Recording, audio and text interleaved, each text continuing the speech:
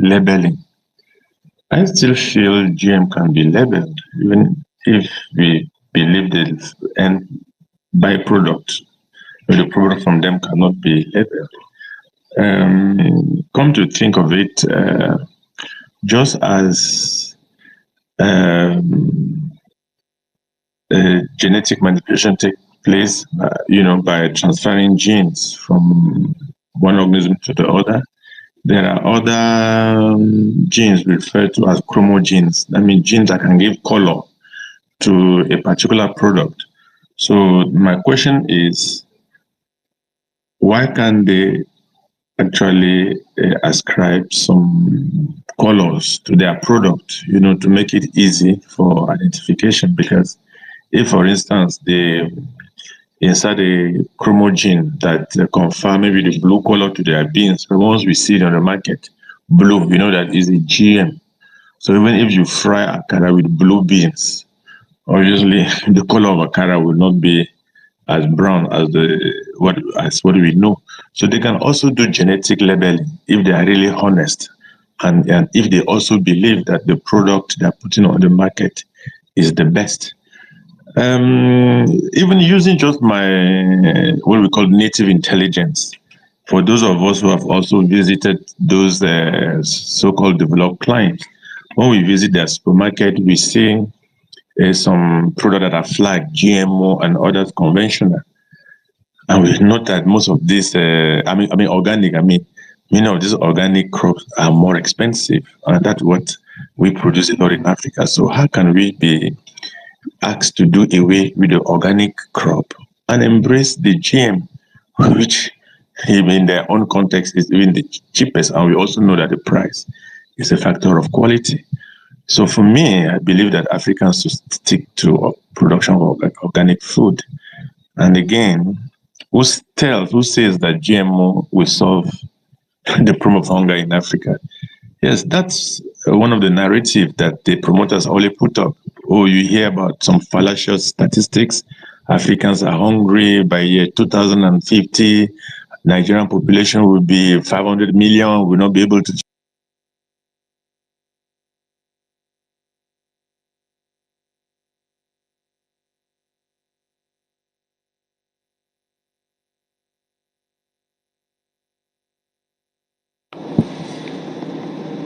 Yeah, I think we lost Professor Tefang. Can anybody hear me, or is it just? No, we can hear you. I think we lost. We can hear you. I actually thought I was the one. That we know eventually, from what happened in other countries, eventually fail. Why can't we start investing into processing?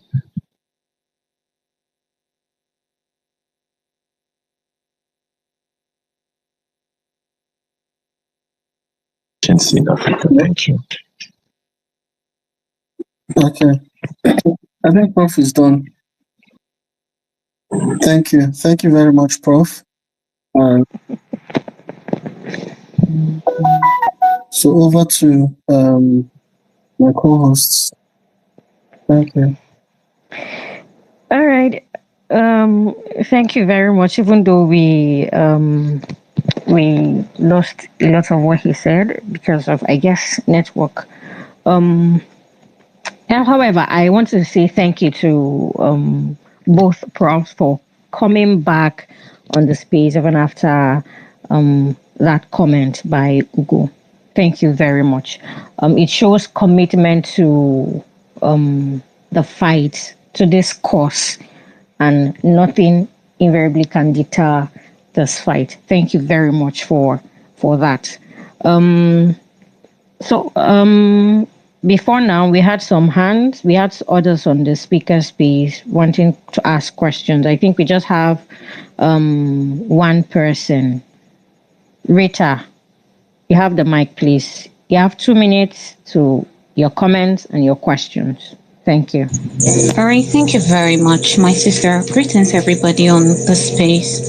I thank you once again for this great opportunity. I want to thank all the professors that are here. Dr. Peshek, I want to thank you especially because you're always there whenever you're called upon to talk about this GMO thing. I really took the mic because I wanted to ask Ugo few questions, okay?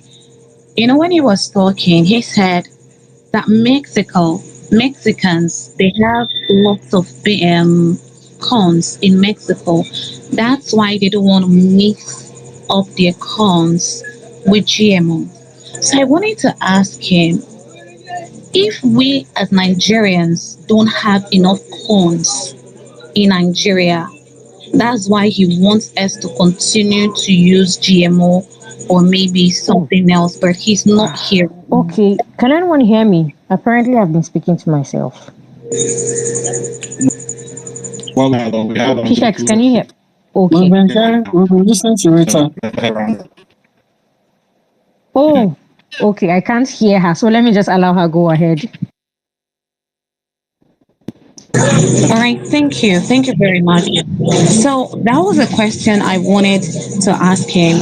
And also, while he was talking, he also attested to the fact that the GMO producers do sue farmers who buy the seeds from them. So I wanted to also ask him, why will a farmer, because to the best of my knowledge right now, farmers in Nigeria, they have the privilege of planting whatever they want to plant in on their farms, and no one arrests them, no one sues them for anything. It is their farm, and it's up to them to plant whatever they want to plant. So I wanted to ask him, why should the Nigerian farmers leave their comfort, leave their freedom, where they can easily, I'm so sorry about the noise, where they can easily plant whatever they want to plant and not worry about anybody coming to sue them, or being afraid of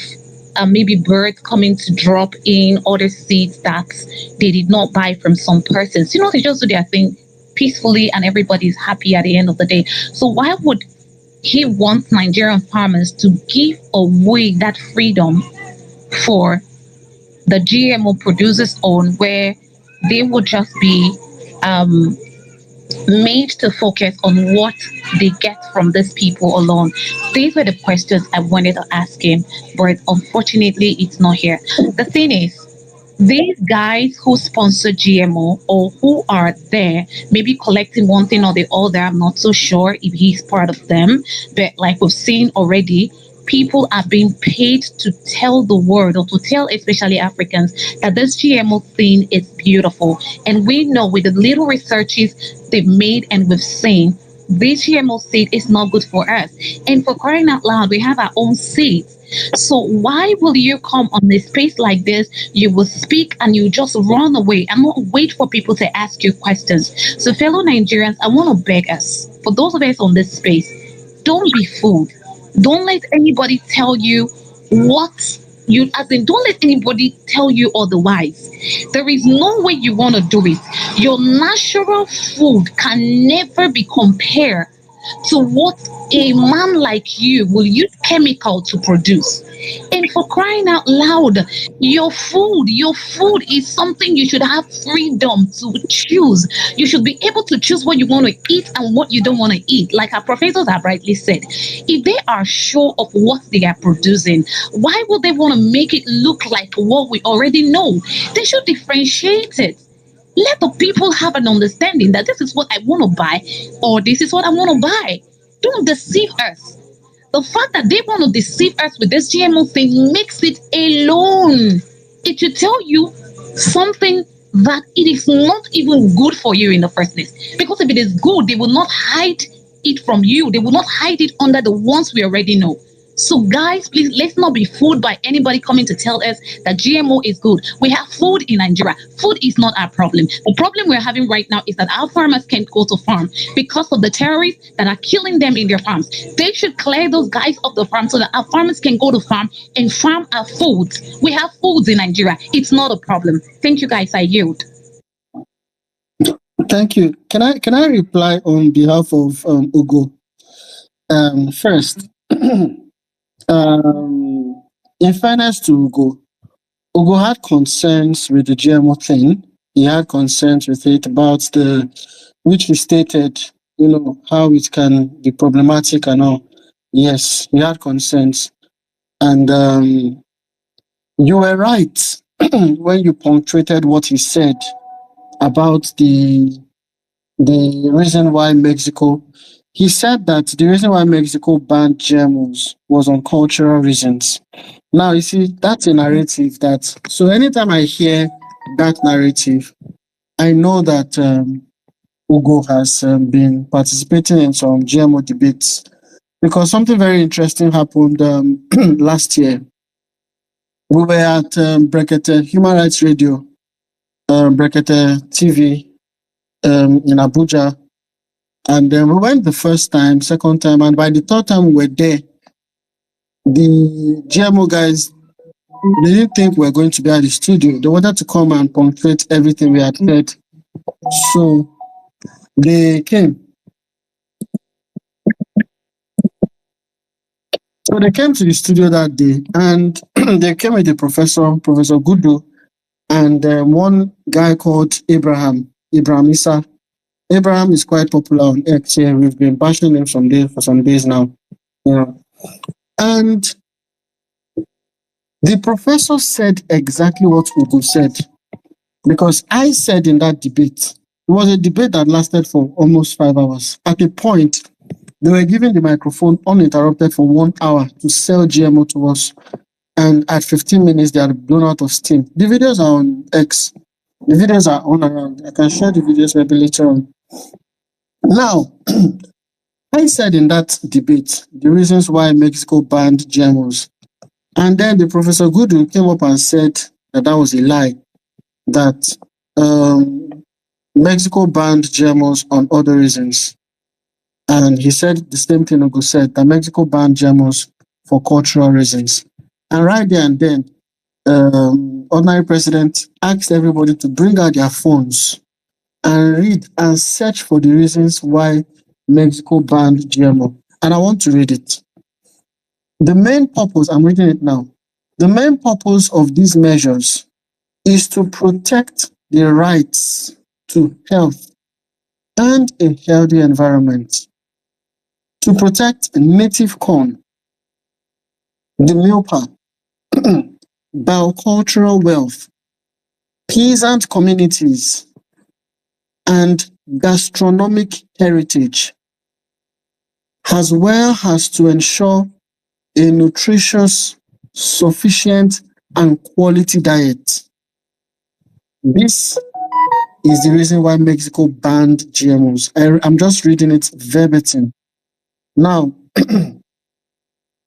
in October 2009, in the manifesto, from the manifesto in defense of Mexico, Mexico stated that the planting of transgenic maize in Mexico is a historic crime against the peoples of maize, against biodiversity, against food sovereignty, against 10,000 years of indigenous and peasant agriculture that bequeathed this seed for the well-being of all the peoples of the world. This was what Mexico said as of 2009. So, I don't know where Dr. or Mr. Ugo gets his own information from, but I don't know which internet he's using, but from the internet that I use, I have said what I have said. Then another thing that Ugo has failed to realize again is that GMO plants kill non-target organisms. So while the Bacillus thuringiensis is targeting maybe the fall armyworm, it is also indirectly targeting the spiders, the wasps, the ladybugs, and other things that predators that eat these BT-targeted insects. So what we're trying to see here is an attack even on our biodiversity. So if this is not a problem enough, I don't know what we would consider a problem. So I just thought to highlight particularly why Mexico banned GMOs. And again, I want to recommend that everyone, I have a tweet that's titled "The Evidence of Dangers with GMOs." And there's an article also on West African Weekly. Maybe Maiwa can help us post that article. I really want us all to read that article because there are proofs of all these things that the challenges with GMOs. And in the tweet that I have is a thread. I posted it on the 10th of February. It's a thread that it's links in them that shows how dangerous these things are. We can't go over everything right now. Thank you.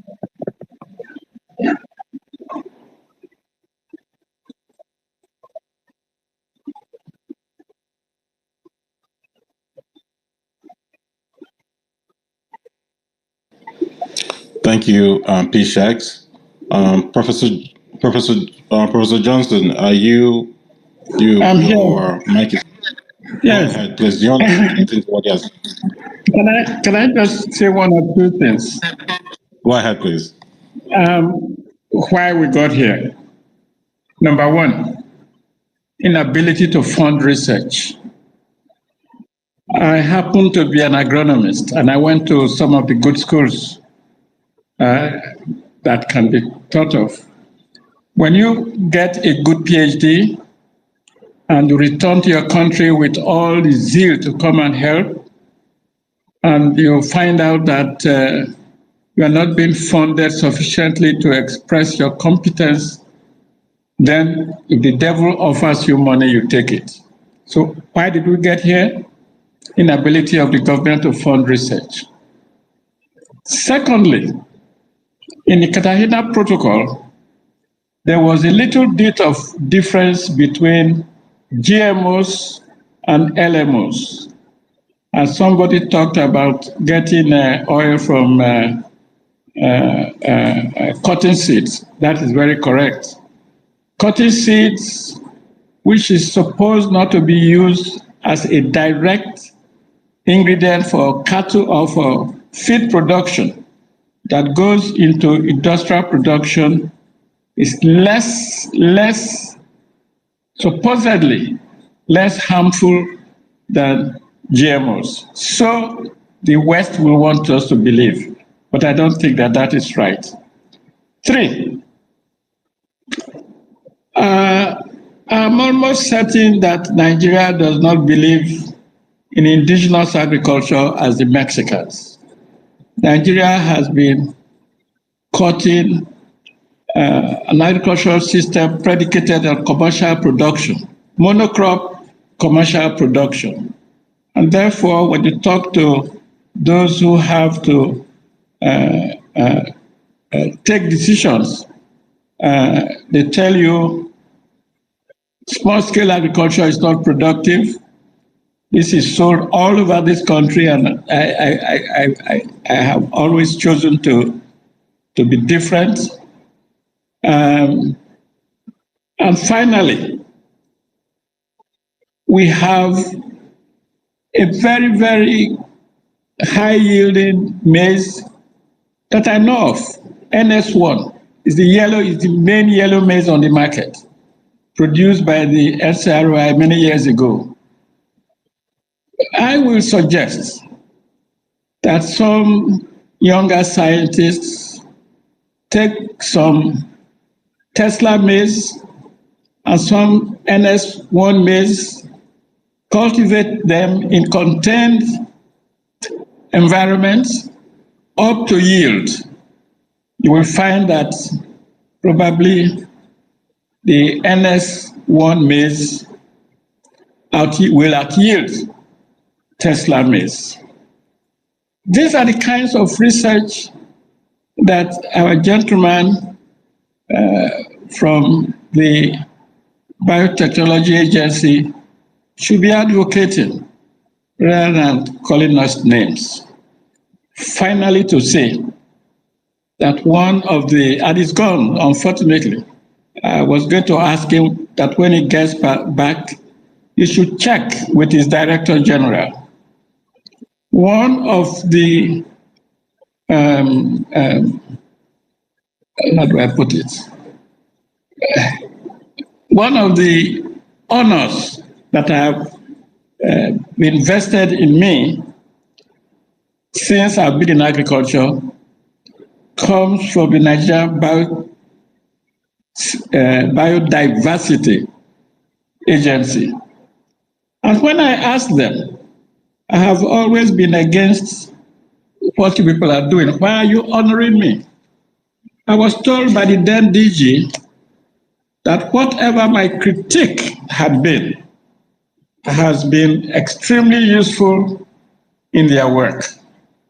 So I do not know where our colleague had the idea of referring to some of us as so-called professors, because the agency for which he works now had honored me many, many years ago for my being critical of their production of GMOs. That is not to say that I'm not in support, I said that earlier, of biotechnology research, because the outcomes in some specific areas is useful.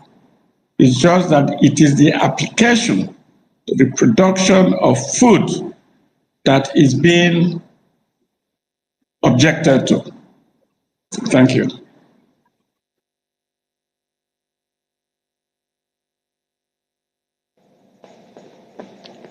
Thank you very much, Prof. Pishax, can anyone hear me? Okay. Yes, we can. Thank Go you. ahead. Okay, thank you very much. I think one of the takeaways from what Prof just said is one of the reasons why we have what we are facing right now about GMOs is because government has refused to.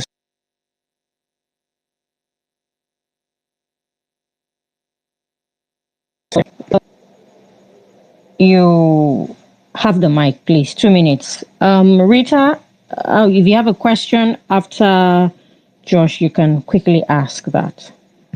Josh, you have the mic, please. 2 minutes. Okay. Can everyone hear me? Yes, we can hear you. Okay, thank you for the opportunity. So, GMO. Well, I grew up on a farm.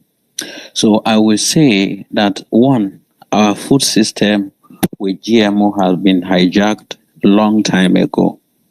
But it seems we are just waking up to that reality. Because I could remember as far back as 1992, 1993, my dad we used to grow mainly maize. And all the maize we used to grow, some of them, they call them Oba Super 1, Oba Super 2. And year in, year out, we have to buy these maize seedlings every year. We cannot regrow the one we bought and mass produce the previous year because it won't give us the same yield. That has been the practice long time ago.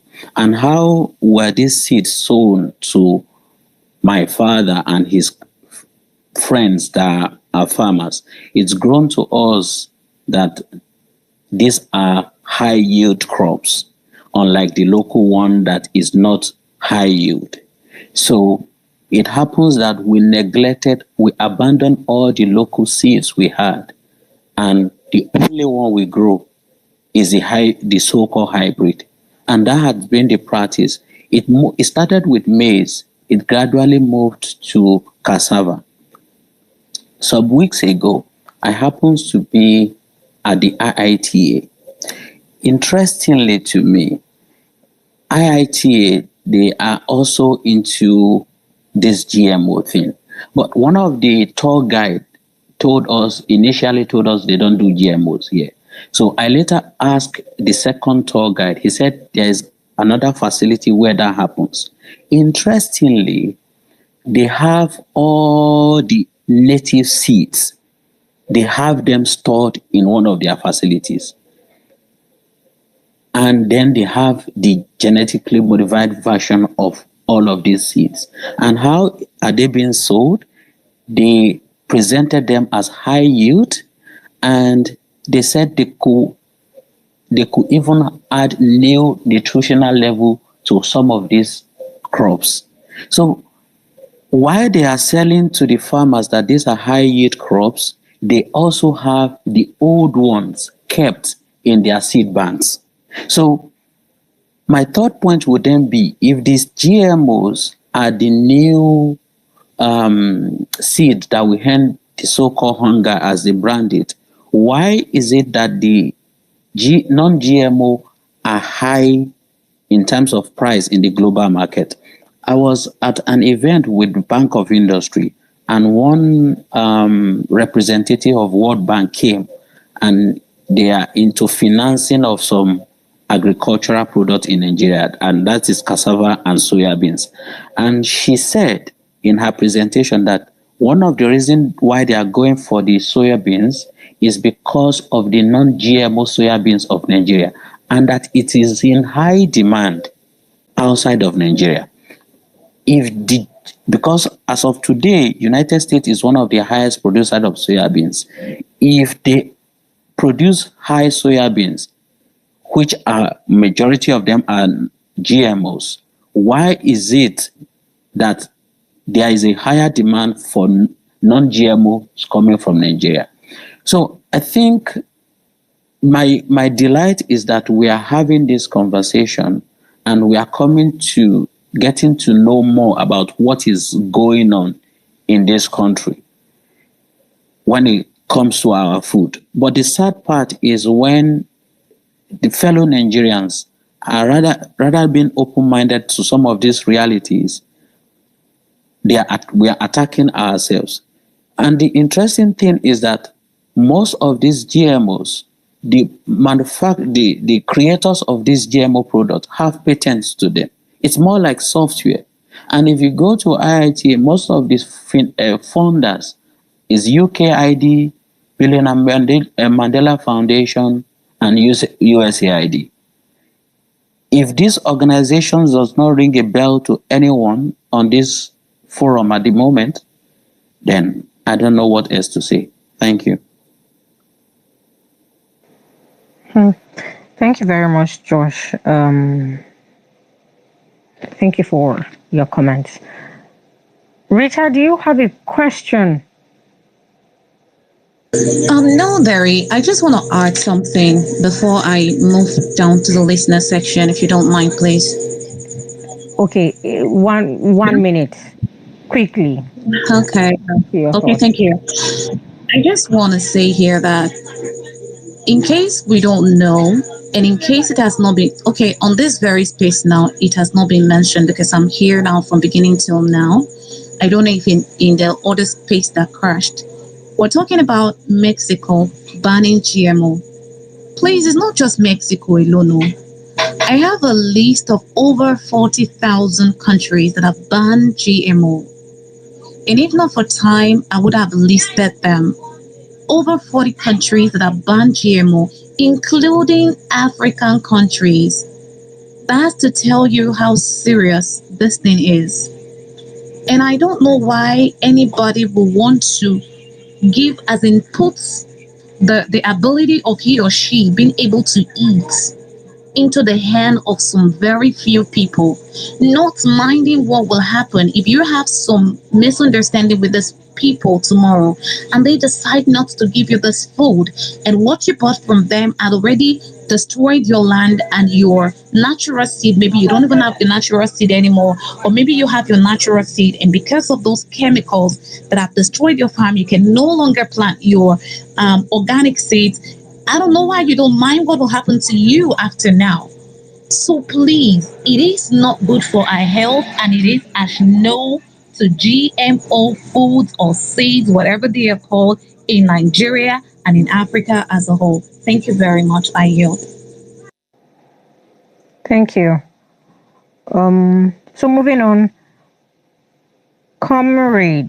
Let me see if I can get your username. Yeah, okay. Comrade Info Sam, please. You have the mic. Yeah, good evening, everybody. Good evening. Okay, I'm audible. Yeah, I want to start with this. I want to say God bless everybody that is on the panelists tonight. I want to appreciate every one of you, the professor, every one of you, that you are really at the forefront of this war. It's a battle, and you are actually fighting with warlords, people that they know the art of war, and they've been fighting this war for a long time. I want to appreciate you guys. Not to give up, because you are giving us hope. It's so sad that we find ourselves in a country. It's a thing that if there is going to be organization and if there is going to be rule of law, we are going to start from somewhere. And I appreciate people are picking it up, and I pray that God will continue to bless you. I don't want you to keep quiet. I want to use,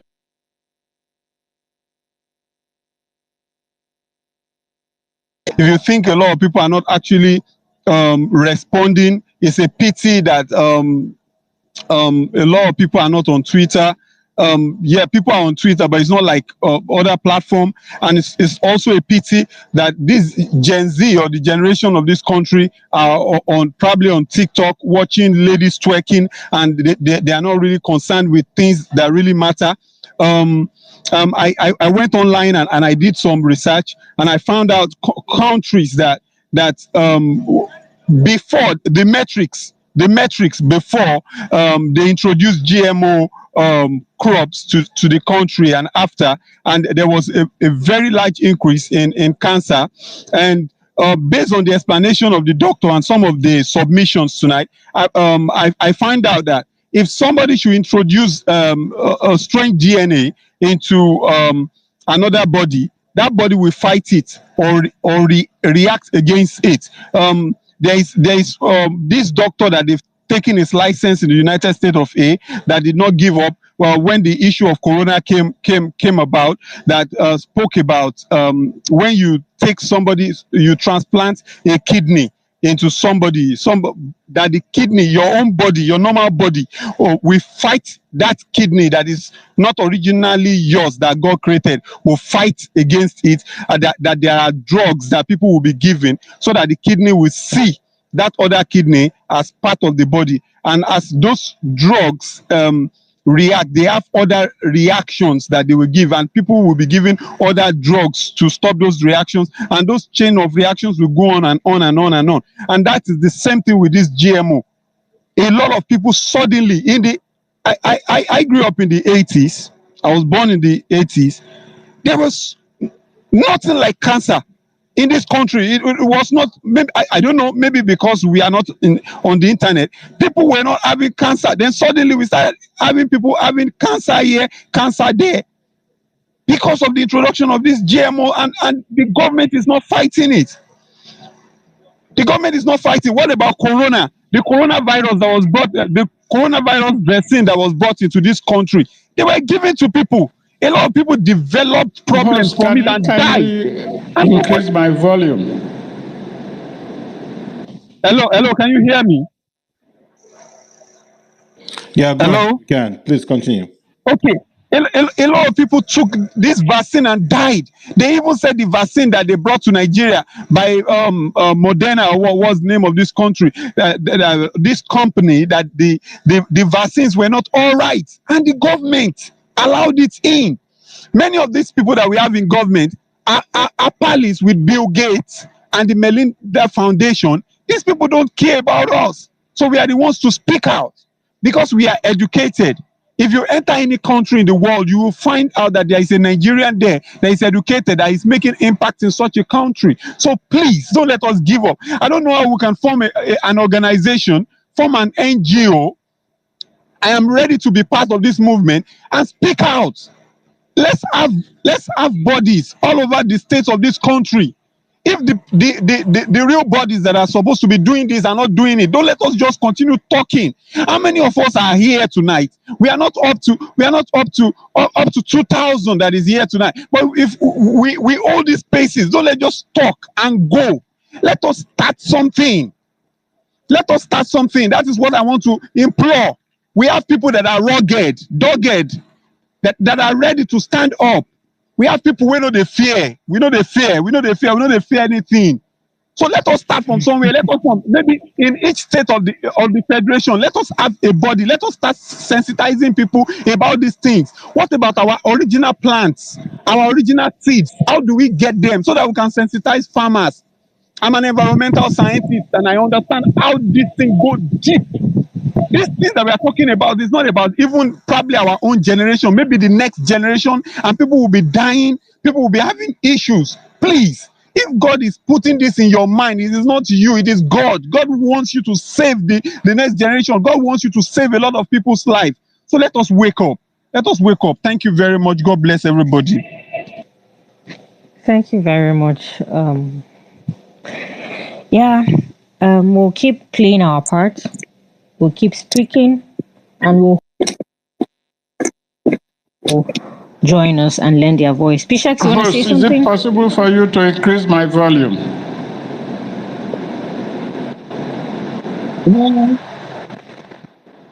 And Professor, sir, that will be from your device. Or maybe you could, like I had to leave at a point and came back in when my volume was low.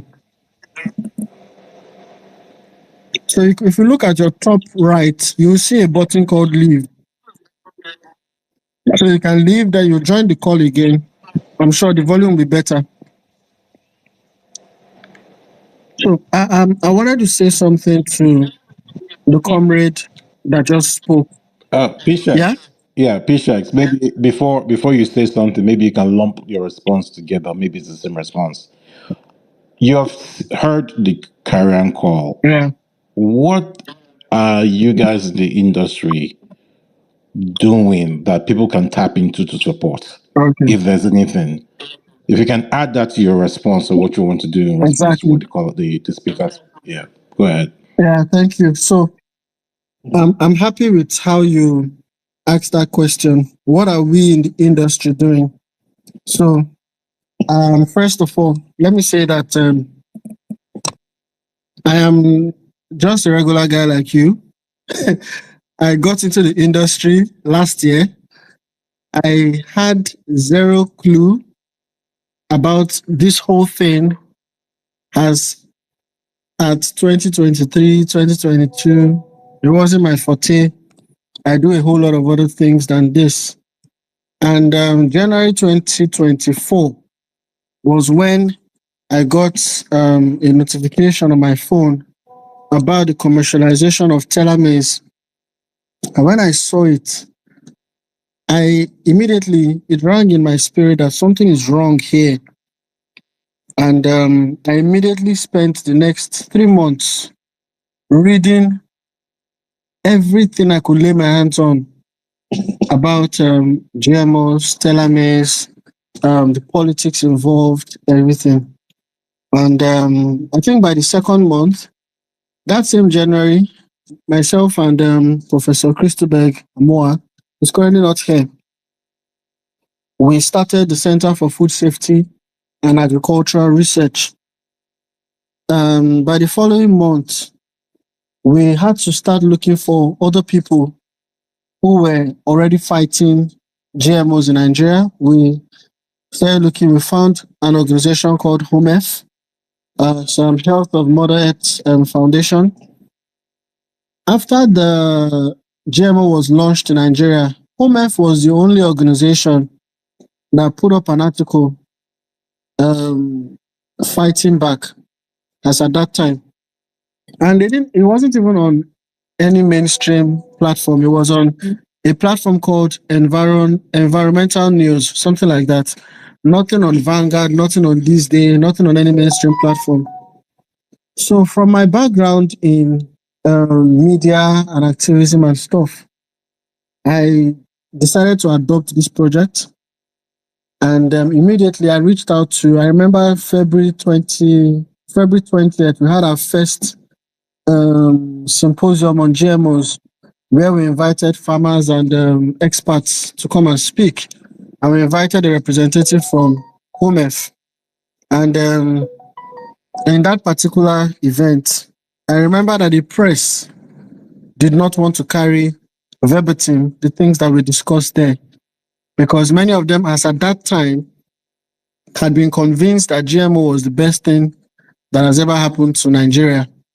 And they had believed the lie, and they were already running with it. So they were already told also that that was the government's position, and the press are always afraid of going against the government's position.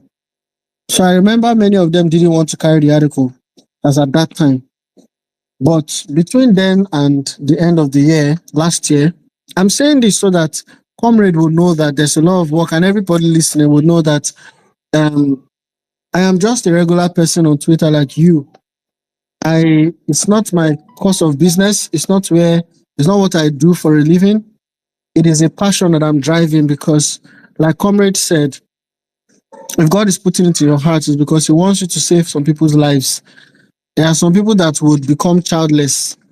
There are some people that would struggle with giving birth to children because of GMOs. Some people are already suffering it already because one of the major causes of childbirth is childlessness is GMOs, particularly GMO maize. There's enough research to support that. It's a natural contraceptive. So it's not even abortions like 6 months, your water is breaking, miscarriages and all.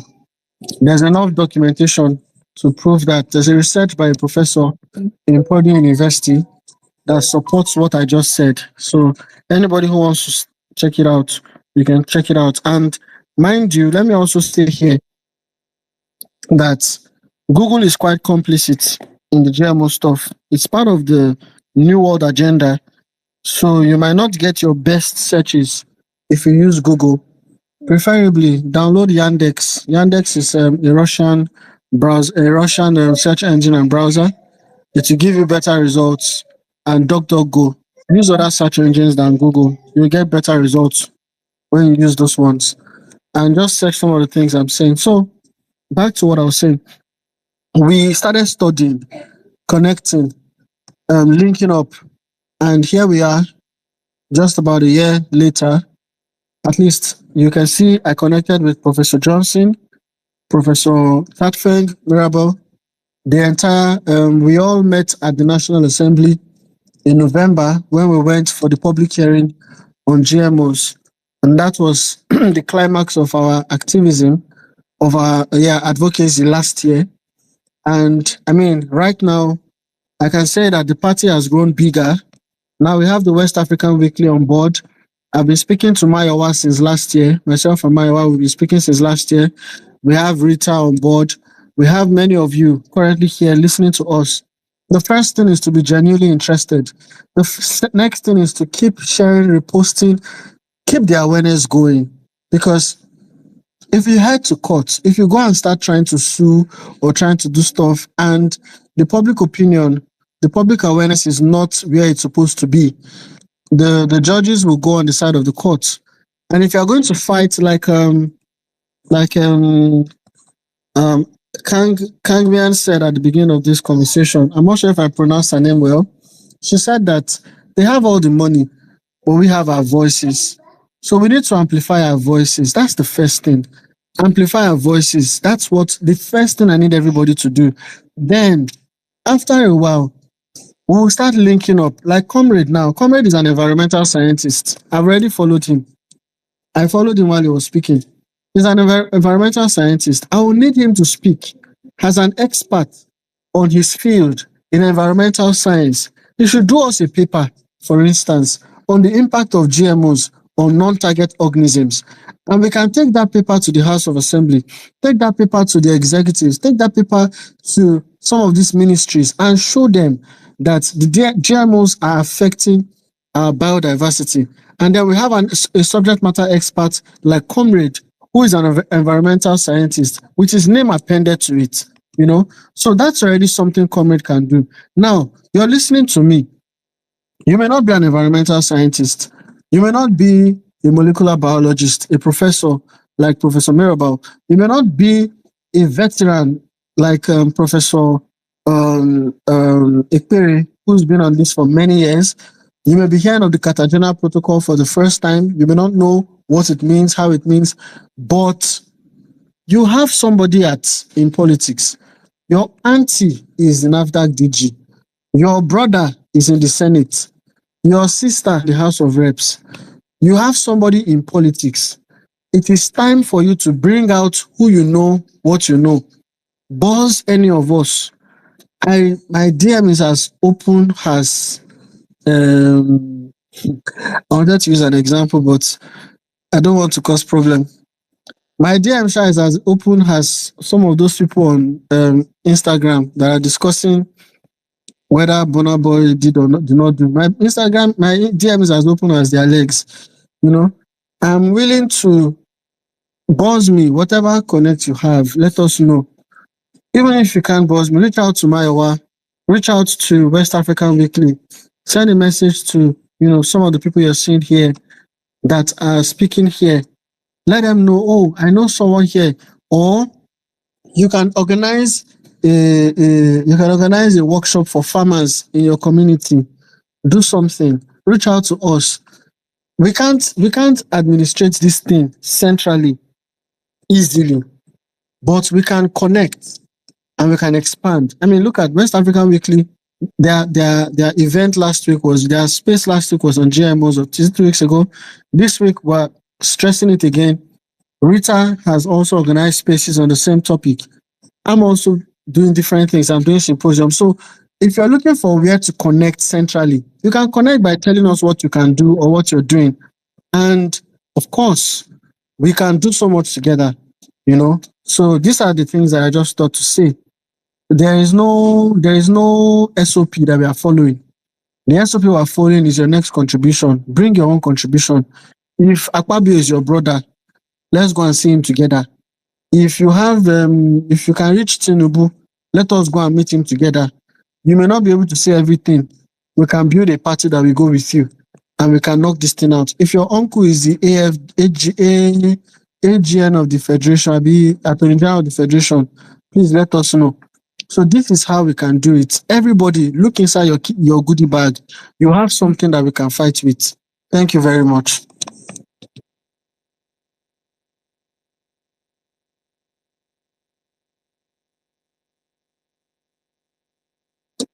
I think I'm done. Thank you very much, P-Shags, for for that summary. Yes, let's leave the Burna Boy side out there. Kamwa, you have the mic. I don't know if you heard what P-Shags contributed, but the mic is yours. Go ahead. Yeah, I heard him. Thank you very much. Like I said, everyone has a role to play. Your voice being here. I mean, there was someone on this space earlier who is into the agricultural business and does not know so much about GMOs. Like organizing spaces like this, putting out post content or something about this to enlighten people would go a long way. And that is you contributing your quota in just we are. P-Shex, there's someone who is asking you to drop the name, the correct spelling of the Russian search engine you mentioned. So I don't know, probably you tweet about it or you... Yeah, let me just drop it now. Check the comments, you'll see it. Yandex. Okay. So thank you very much for your time. We do not have anyone else on the speaker section. I see that Professor Johnson Ekpere. Can I just make one or two statements? I would like to ask your closing comments before your last words before we end the space tonight. Okay. Prof, can you hear me? Yes, can anyone hear me? Yes, she's already speaking. Yes. I can hear you. I can hear you. Go ahead, Professor. Please go ahead. Thank you very much. Can anyone hear me? First of all, to say that the IITA hybrid. Can you hear me? Yes, we can hear you, sir. First of all, to say that IITA hybrids or anybody selling hybrids, hybrids are not GMOs. Secondly, to say the operation of gene banks, is a very expensive business. This country had one of its largest collections in More Plantation IITA just before the Civil War. When the Civil War started, everybody ran away. Nobody cared for the gene bank, and I think we lost almost 70% of what was in that gene bank. Since then, I am not aware that outside of IITA, that there is a functional gene bank of any size anywhere. There may be small gene banks, but I think this country has to invest in a national gene bank and not depend on IITA. Finally, I happen to have been involved in the production of seed varieties of the best soybeans to be produced in Nigeria. And we made sure that the farmers to whom seeds were given applied minimum pesticides and ensured that whatever they were planting or whatever was being grown close to them was non-GMOs. That is why the Nigerian soybean is in high demand today. There's no country in the world except the United States who is sold on GMOs that want to feed GMOs to its animals, include it in its baby food products, or any industrial components of what they sell in their country. And that is one reason I can assure you those who are growing soybeans in Nigeria will always smile to the bank. If you grow Tesla maize, and you want to export it, nobody's going to buy it because nobody wants GMO infested seeds.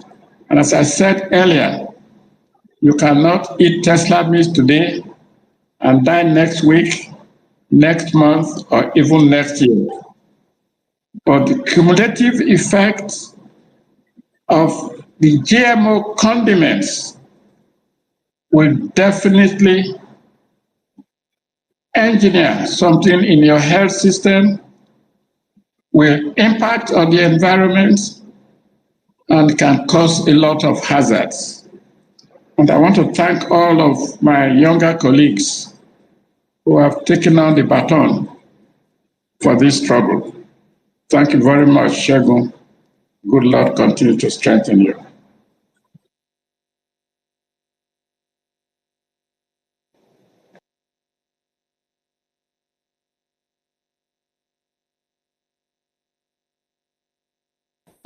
Your efforts and also accepting the invitation and even staying to this time. It means so much. We are grateful. Pishax, please, your closing. Yeah. First of all, I want to thank everyone that's been on this call tonight. Thank you for listening to this. Yeah, thank you. I want to thank Professor Johnson Ekpere. Thank you so much, sir, for for honoring our invitation to this space. I mean, just a few minutes before the space started, where you were downloading X, and look now, you're already a professional. You know, thank you so much, sir, for honoring our invitation. Professor Tatfeng has gone off, but yes, sir. Thank you, sir. Professor Tatfeng has gone off, but thank you to Professor Tatfeng for coming and sharing his wealth of knowledge also with us. You know, and to the organizers, thank you for this space. Thank you for using your platform for this course. You know, I'm very grateful. My regards to everyone, David, you know, for this. And in closing, you're listening to this space and you're seriously thinking about something you can do about what's going on. My honest and plea to you is for you to do your own independent research. Go and read upon it yourself. You'll be shocked at what you're going to find. It might alter the total direction of your life, because you would almost not want to leave without doing something about it. And if it's worthy to say that it's enough to be someone's life's purpose to fight this battle and win it, because we are dealing with demented psychopaths who are seeking to neo-colonize the world, Africa in particular, you know, and we need to fight back.